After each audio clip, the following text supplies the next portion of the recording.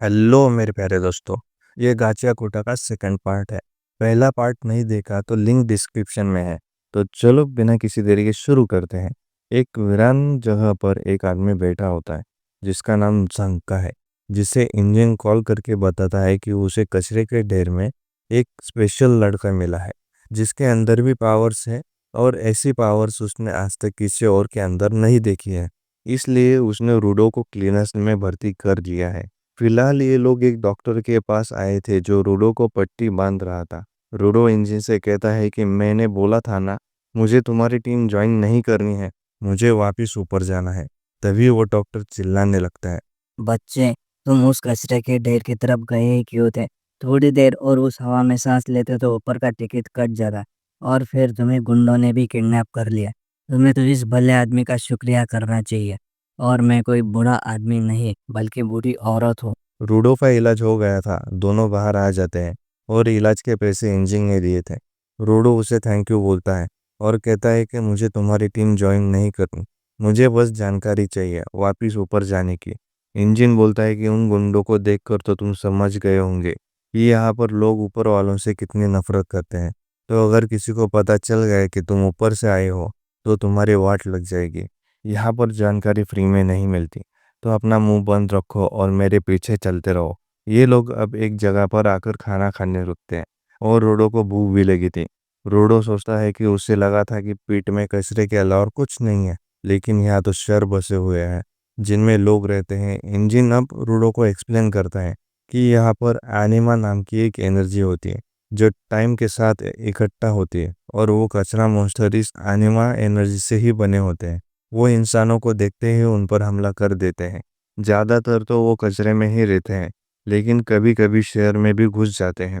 आम हथियारों से इन मॉन्स्टर्स को नहीं मारा जा सकता, लेकिन तुम्हारे ग्लव्स ज़रूर उन्हें मार सकते हैं। एग्जाम्पल के तौर पे, जैसे एक शेफ के पास उसका पसंदीदा चाकू होता है जिसकी वो सालों तक धार तेज करता है, या एक राइटर के पास उसका पेन होता है। वैसे ही जब कोई भी इंसान अपनी किसी चीज़ का काफ़ी समय तक अच्छे से ख्याल रखता है तो उस सामान के अंदर आनिमा आ जाता है। ऐसे हथियार को वाइटल इंस्ट्रूमेंट कहा जाता है। जैसे इंजन के पास उसका छाता है और रूडो के पास उसके ग्लव्स। क्योंकि वो मॉन्स्टर्स आनिमा से बने हैं तो उन्हें आनिमा वाले हथियार से ही हराया जा सकता है। लेकिन बहुत कम लोग ही अपनी पावर्स को बाहर निकाल पाते हैं।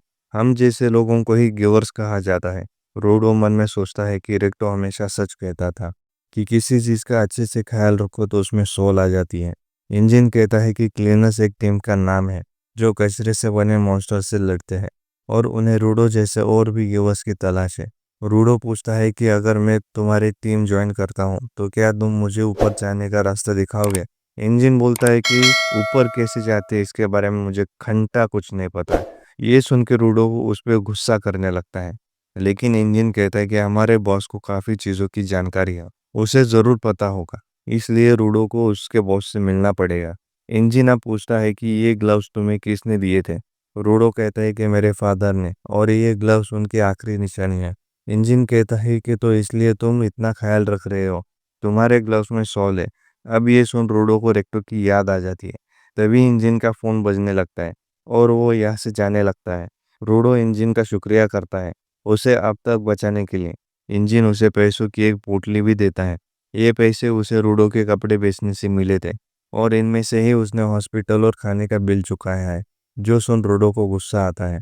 इंजन कहता है कि वैसे भी उन कपड़ों में लोग तुम्हें तुरंत पहचान जाते हैं कि तुम ऊपर से आए हो। अब मैं तुम्हारे होने वाले ट्रेनर से मिलने जा रहा हूँ, तुम यही मेरा इंतज़ार करो।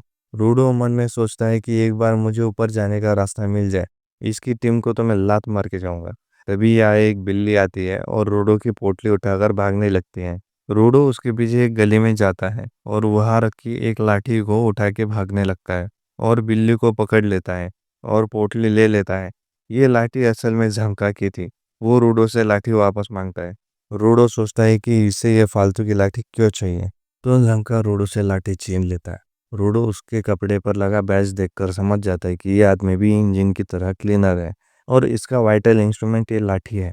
झंका अब उस लाठी को घुमाते हुए कहता है कि तुम्हारी हिम्मत कैसी हुई मेरे खजाने को चुराने की, तुम्हें तो सबक सिखाना पड़ेगा। वो अपनी लाठी को लोहे की रॉड में ट्रांसफॉर्म कर लेता है और रूडो पर हमला कर देता है। और कहता है कि चोरी करने पर उसका फल भी भुगतना पड़ता है रूडो। अब रूडो पूछता है कि तुम्हें मेरा नाम कैसे पता।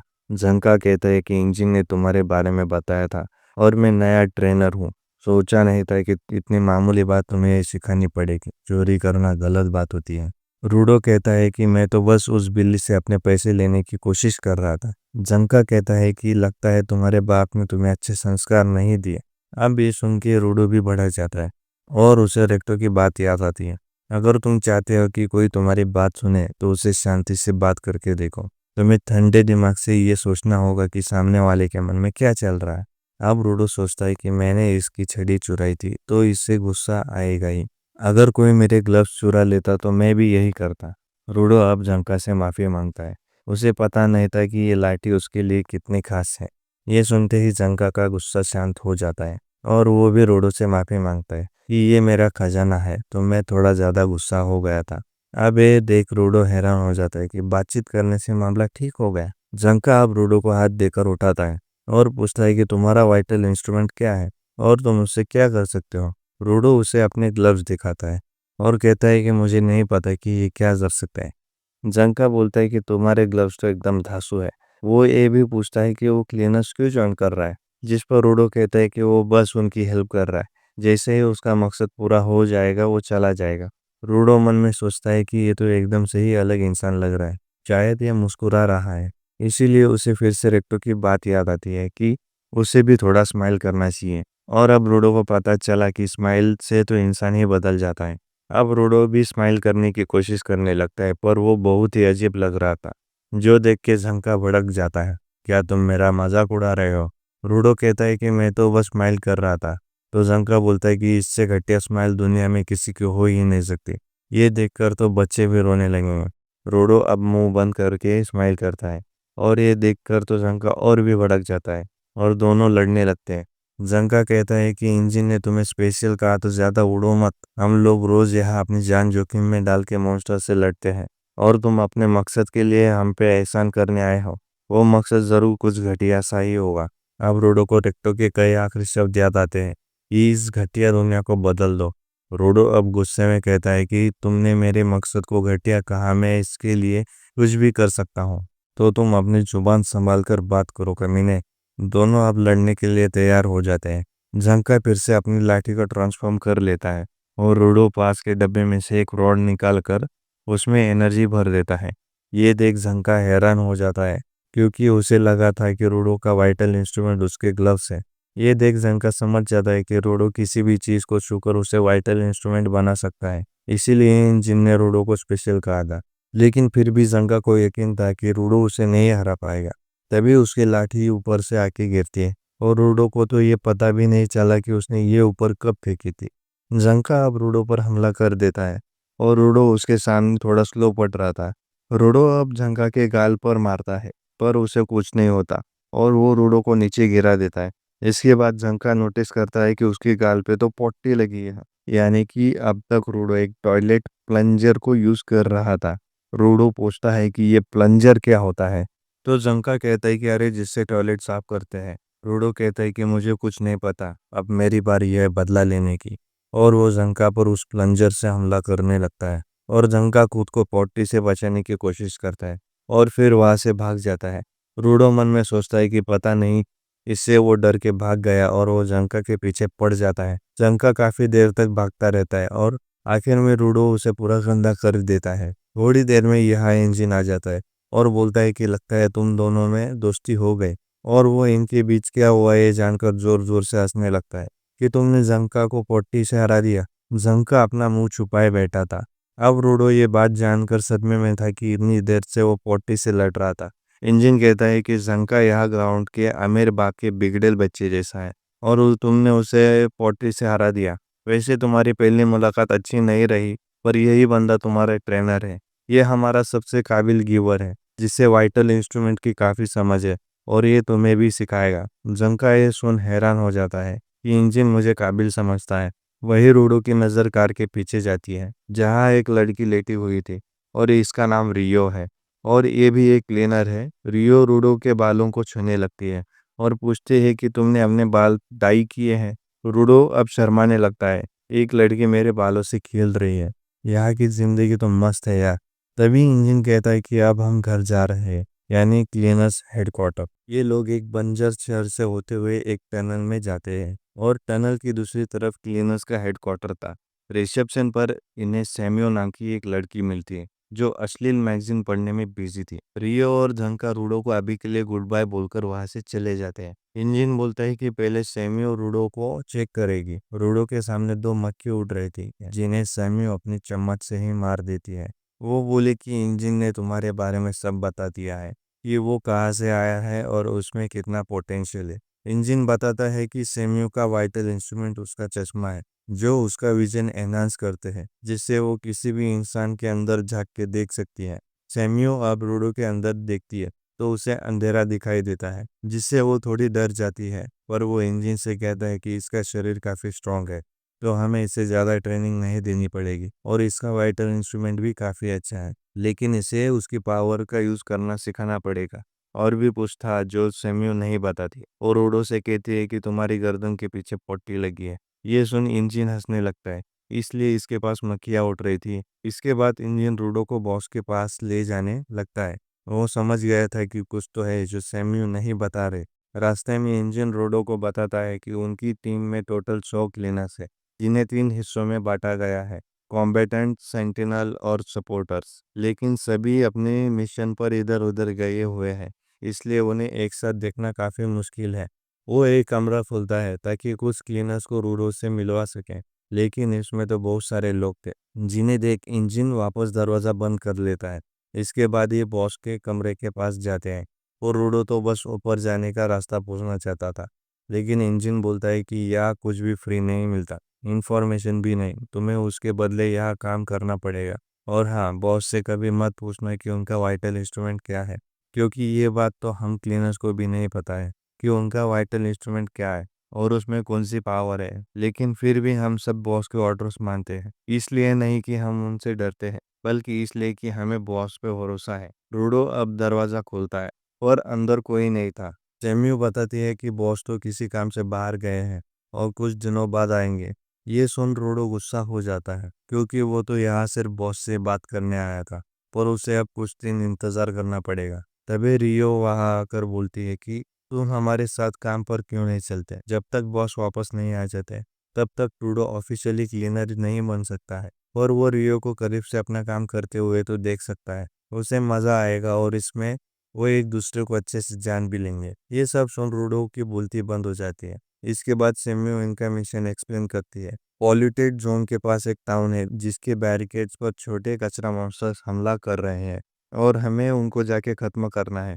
रूडो पूछता है कि पॉल्यूटेड जोन क्या होता है। सेम्यू बताती है कि इस जगह को 3 हिस्सों में बांटा जाता है, सेफ जोन जिनमें इंसान रहते हैं, और पॉल्यूटेड जोन जिसमें कचरा मॉन्स्टर रहते हैं। और जिस जगह पर रूडो गिरा था उसे नो मैंस लैंड कहते हैं, जो सबसे खतरनाक होती है। और अब तक हमें 6 नो मैंस लैंड के बारे में पता है, क्योंकि ज़्यादातर लोग उनमें ज़्यादा ही मर जाते हैं, और इनमें बहुत बड़े कस्टम मॉन्स्टर्स होते हैं। तुम्हारी किस्मत अच्छी थी कि इंजन ने तुम्हें वहाँ से निकाल लिया। वो अब इंजन से पूछती है कि वैसे तुम वहाँ क्या कर रहे थे। इंजन कहता है कि मैं तो बस पैर फैलाने गया था। जेम्यू अब रूडो को मास्क देती है और बताती है कि पॉल्यूटेड जोन में हमेशा मास्क पहन के रखना, वरना वो बहुत जल्दी ही बीमार हो जाएगा।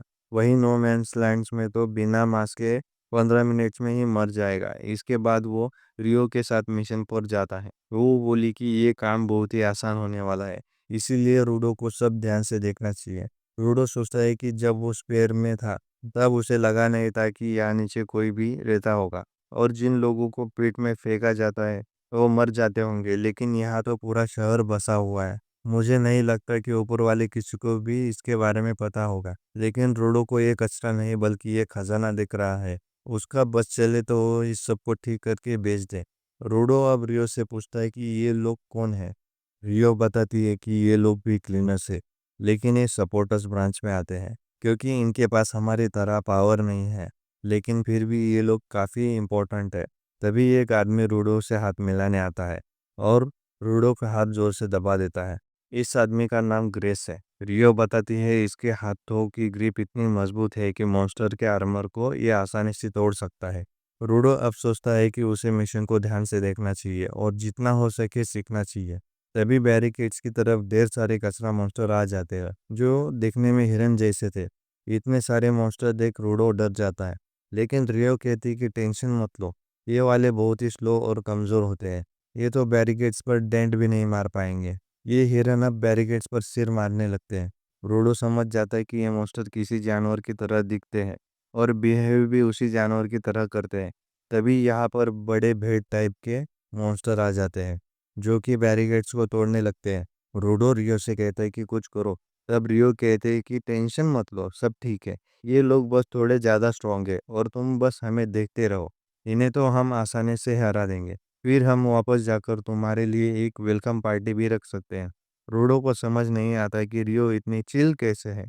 उसे बिल्कुल डर नहीं लग रहा। रियो कहती है कि यह ग्राउंड पर जिंदा रहना है तो अपना सिर ठंडा रखना सीखना पड़ेगा। रूडो भी ठान लेता है कि वो आपसे बिल्कुल चिल रहेगा। तभी एक बड़ा मॉन्स्टर यहाँ आके बैरिकेड तोड़ देता है, जिसे देख रूडो डर जाता है, लेकिन वो शांत रहता है। रियो कहती है कि उसने पहले कभी इतना कमाल का मॉन्स्टर नहीं देखा। रियो अब अपनी जेब में से एक कैंची निकालती है, यही उसका वाइटल इंस्ट्रूमेंट है। रियो अपनी कैंची का साइज बहुत बड़ा कर लेती है और उसे अपने पैरों से घुमाने लगती है। क्रिस कहता है कि वो उसका वाइटल इंस्ट्रूमेंट है जिसका नाम रिपर है। ज़्यादातर लोग कैंची अपने हाथ से इस्तेमाल करते हैं, लेकिन रियो उन्हें पैरों से चलाती है। यानी ये गिवर्स अपने इंस्ट्रूमेंट को कैसे यूज़ करता है, ये उसी पे डिपेंड करता है। ग्रेस रूडो से कहता है कि भले ही वो देखने आया है, लेकिन उसे भी चौकन्ना रहना चाहिए। तभी एक भेड़ रूडो पे पीछे से हमला कर देती है, लेकिन ग्रेस उसे एक हाथ से रोक लेता है और उठाकर रियो की तरफ फेंक देता है, जिसे रियो अपनी कैंची से काट देती है और बाकी सपोर्टर्स से कहती है कि मेरी तरफ और मॉन्स्टर फेंकते जा। रूडो समझ जाता है कि सपोर्टर्स के पास पावर्स नहीं है, इसलिए वो कचरा मॉन्स्टर को मार नहीं सकते, लेकिन वो उन्हें कमज़ोर कर सकते हैं ताकि गिवर्स को उन्हें मारने में आसानी हो। और इस तरह ये लोग एक टीम की तरह लड़ते हैं। रियो ने सबको मार दिया था और बस वो बड़ा वाला मॉन्स्टर ही बचा था और रियो उससे लड़ने लगते। इधर छोटा मॉन्स्टर अब भी जिंदा था और वो एक सपोर्टर पर हमला करने लगता है, लेकिन रोडो बीच में आकर उसे बचा लेता है। रोडो बोलता है कि अगर मुझे इन्फॉर्मेशन चाहिए तो उसे क्लीनर्स को ज्वाइन करना पड़ेगा, पर वो किसी पर बोझ नहीं बनना चाहता। उसके हाथ में एक डंडा था जिससे रोडो ट्रांसफॉर्म करने लगता है और वो एक पिंजरे जैसा बन जाता है। रोडो को समझ नहीं आता कि ये उसने कैसे किया। वो मॉन्स्टर अपने दांतों से उस पिंजरे को तोड़ने वाला था, लेकिन तभी रियो यहाँ आकर उनसे खत्म कर देती है और रोडो की तारीफ करती है कि वो किसी की जान बचा रहा था। ग्रीस अब रियो से पूछता है कि उसने बड़े वाले को मार दिया क्या। रियो कहती है कि उसने उसके दो टुकड़े तो कर दिए थे, लेकिन फिर भी वो खत्म नहीं हुआ। ये बात बहुत अजीब है कि ये मॉन्स्टर वाइटल इंस्ट्रूमेंट से भी नहीं मर रहा था और कचरा मॉन्स्टर भी किसी जानवर की तरह ही होते हैं, तो उसके दो टुकड़े करने पर तो उसे मर जाना चाहिए था। रियो सोचती है कि अब वो इस मॉन्स्टर की इतने ज़्यादा टुकड़े करेगी कि वो कुछ कर ही नहीं पाएगा। ग्रीस कहता है कि ये एक नए तरह का मॉन्स्टर है, हमें इसकी रिपोर्ट्स करनी चाहिए और वो वहाँ से जाने लगते हैं। अब रूडो पूछता है कि मैं क्या करूँ, पर वो कुछ नहीं बोलती और मॉन्स्टर से लड़ने लगती है और उसके सिर के बाल काट देती है और देखती है कि उसके सिर के अंदर कुछ चमक रहा था। वो मॉन्स्टर अब पागल हो जाता है और उसका अटैक रूडो को भी लगता है।